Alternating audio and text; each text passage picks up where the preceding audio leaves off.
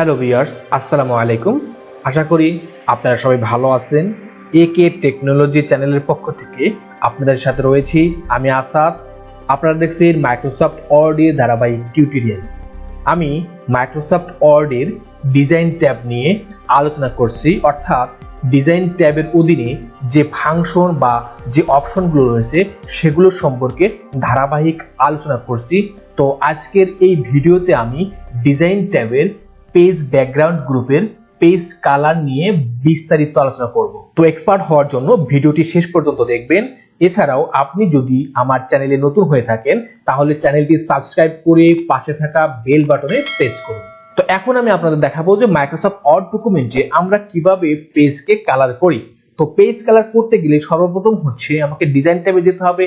এরপরে page background গ্রুপে এসে আমরা এইখানে একটা অপশন লেখা দেখবো, সেটার নাম হচ্ছে পেজ কালার। তো পেজ কালারে এই অপশনে ক্লিক করলে আমাদের কালারের প্যালেটটা অন হয়ে যাবে। এখান থেকে আমাদের যে কালার প্রয়োজন সেই কালারটা কিন্তু আমরা ডকুমেন্টে ইনসার্ট করতে পারবো। তো আমি এখান থেকে একটা কালার ইনসার্ট করলে আপনারা দেখতে পাচ্ছেন যে আমার ডকুমেন্টে যতগুলো পেজ আছে সবগুলো পেজে কিন্তু আমার এখানে কালারটা চলে এসেছে।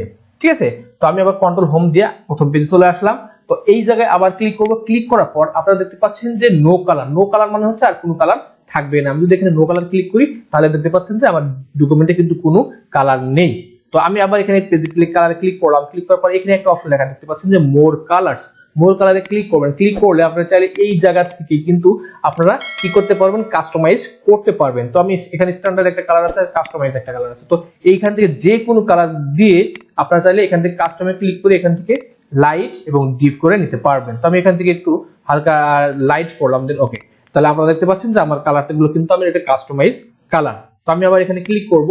ক্লিক করে আমি যদি এখানে নো কালার দিই তাহলে কিন্তু আবার কালারটা চলে যাবে। তো আমি আবার পেজ কালার ক্লিক করলাম। ক্লিক করার পর এখানে একটা লেখা আপনারা দেখতে পাচ্ছেন যে ফিল ইফেক্টস মানে হচ্ছে আমাদের যে এই পেজটা আছে এই পেজের ভিতরে একের অধিক কালার গুলো দেওয়া। তো আমরা এখান থেকে যে কালারই দেই না কেন কিন্তু একটা কালারই বসতেছে। তো আমি এখানে ফিল ইফেক্টসে ক্লিক করব। ক্লিক করার পর এখানে দেখেন ওয়ান কালার দেওয়া আছে, ওয়ান কালার টেক্সট আমি ব্যবহার করলাম।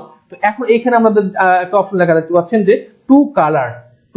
তো আমি এখানে টু কালারসে ক্লিক করব। ক্লিক করে এখানে কালার 1 কালার 2 এই দুটো অপশন কিন্তু অন হয়ে গেছে। তো আমি প্রথম কালারে ক্লিক করে এখানে একটা কালার দিলাম এবং দ্বিতীয় কালারে ক্লিক করে এখান থেকে একটা কালার ইউজ করলাম। তো এখন আপনারা দেখতে পাচ্ছেন যে এই জায়গায় কিন্তু আমাদের কি একটু মানে প্রিভিউ দেখাচ্ছে যে আমার পেজটা কিভাবে হবে। তো আমি এখান থেকে কালারটা কিভাবে বসাবো, এখানে কিন্তু হরিজন্টালি আছে, ভার্টিক্যালি আছে, এগুলো কিন্তু আপনারা জাস্ট দেখে মানে ক্লিক করে দেখবেন যে আপনি কালারটা কিভাবে বসাবেন।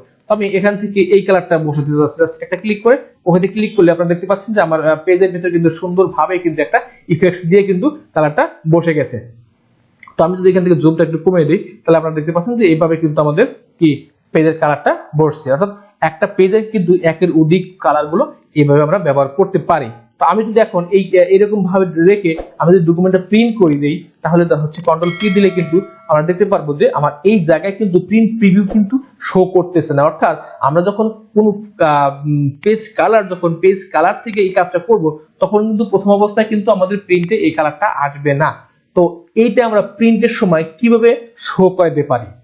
তো আমি আবারও কথাটা বলতেছি যে আমরা যদি পেজ কালারটা নরমাল অবস্থায় এখান থেকে ব্যবহার করে থাকি তাহলে কিন্তু যখন আমরা কন্ট্রোল পি প্রিন্ট করলে কিন্তু আমরা এইখানে কোনো কালার প্রিভিউটা দেখতে পারবো না।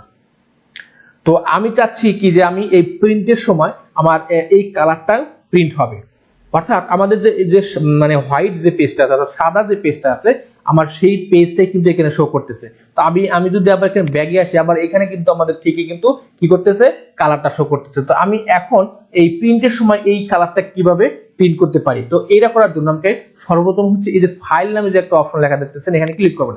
ক্লিক করার পর এখানে অপশন নামে একটা অপশন লেখা আছে, এখানে ক্লিক করবেন। ক্লিক করার পর এই জায়গার মধ্যে একটা লেখা আছে যে ডিসপ্লে। আপনারা ভালোভাবে খেয়াল করবেন কি লেখা আছে, ডিসপ্লেতে ক্লিক করবেন। ক্লিক করার পর এই জায়গায় লেখা আছে দেখেন print background colours and image.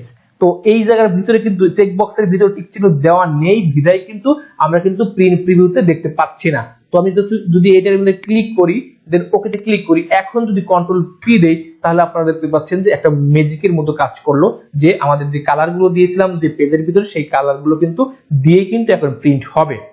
তো এইভাবে কিন্তু আপনারা চাইলে যে পেজ কালার ব্যবহার করে সেটা কিন্তু আবার কি করতে পারবেন, মানে কালার হিসেবে প্রিন্ট করে বের করতে পারবেন।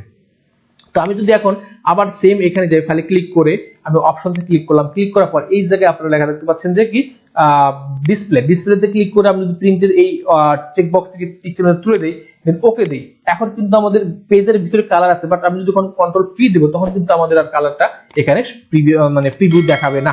তো এটা কিন্তু খেয়াল করতে হবে, যখন আপনি যদি এই কালারগুলো নিতে চান তাহলে অবশ্যই আপনাকে ওই অপশনগুলো অন করে প্রিন্ট করতে হবে। আমি এখন এখান থেকে নো কালার দিচ্ছি। তো এখন আমি আপনাদের দেখাবো যে আমাদের যে ডকুমেন্টের পেজ আছে প্রত্যেকটা পেজে ভিন্ন ভিন্ন কালার কিভাবে করতে পারি। তো এইখান থেকে যদি ডিজাইন থেকে যদি আপনি পেজ কালারটা করেন তাহলে কিন্তু প্রত্যেকটা পেজে কিন্তু সেম কালারটা আসবে, আমরা কিন্তু প্রত্যেকটা পেজে ভিন্ন ভিন্ন কালার করতে পারবো না।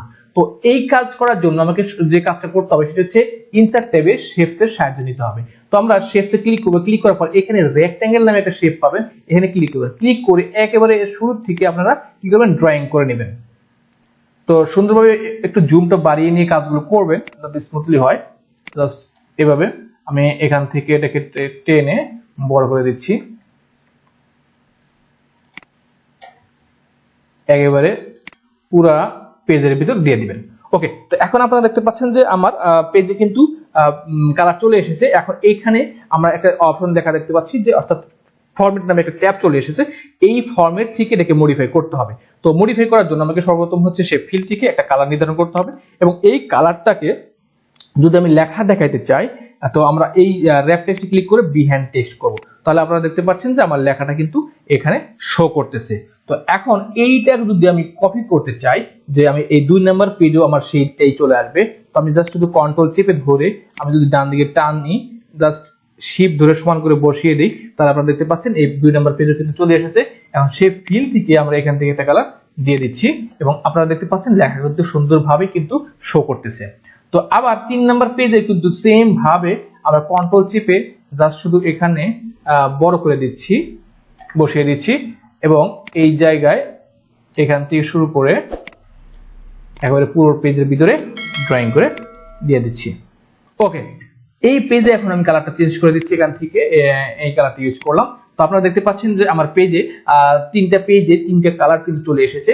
তো এখন যদি আমি কন্ট্রোল পি দ্বারা প্রিন্ট করি তাহলে আপনারা দেখতে পাচ্ছেন যে এটা একটা কালার, এটা একটা কালার, এবং 3 নাম্বার পেজে অন্য একটা কালার চলে আসছে। তো এইভাবে কিন্তু আমরা এক একটা পেজে ভিন্ন ভিন্ন কালার ইউজ করতে পারি। তো এই পেজ কালারগুলো আমি আবার ক্লিক করে ব্যাক স্পেস দিলে কিন্তু ডিলিট হয়ে যাবে, আবার ক্লিক করে ব্যাক স্পেসগুলো ডিলিট হয়ে যাবে, ক্লিক করলে ব্যাক স্পেস ডিলিট হয়ে যাবে। তাহলে এখন প্রশ্ন হচ্ছে যে আমাদের ডিজাইন ট্যাবের যে পেজ কালার এটা আমরা কেন ব্যবহার করব? এটা হচ্ছে এখন আপনারা দেখতে পাচ্ছেন যে আমার পেজটা কিন্তু একেবারে হোয়াইট আছে, অর্থাৎ সাদা আছে। তো আপনারা যখন বেশিক্ষণ অর্থাৎ অনেকক্ষণ যখন কোনো সাদা জিনিস তাকিয়ে থাকবেন তাহলে কিন্তু আপনার চোখে কিন্তু প্রবলেম হতে পারে। আবার অনেক সময় অনেকের চোখে যদি প্রবলেম আছে, সাদা কালারের দিকে বেশিক্ষণ তাকিয়ে থাকলে কিন্তু চোখ দিয়ে পানি পড়ে বা চোখে প্রবলেম হয়। তো তারাই কিন্তু এই পেজ কালার ক্লিক করে এখান থেকে আপনারা একটা কালার দিয়ে তারপরে কিন্তু কাজগুলো করতে পারেন যাতে আপনার চোখে কোনো প্রবলেম না হয়। তো আজকের মতো ক্লাস এই পর্যন্তই।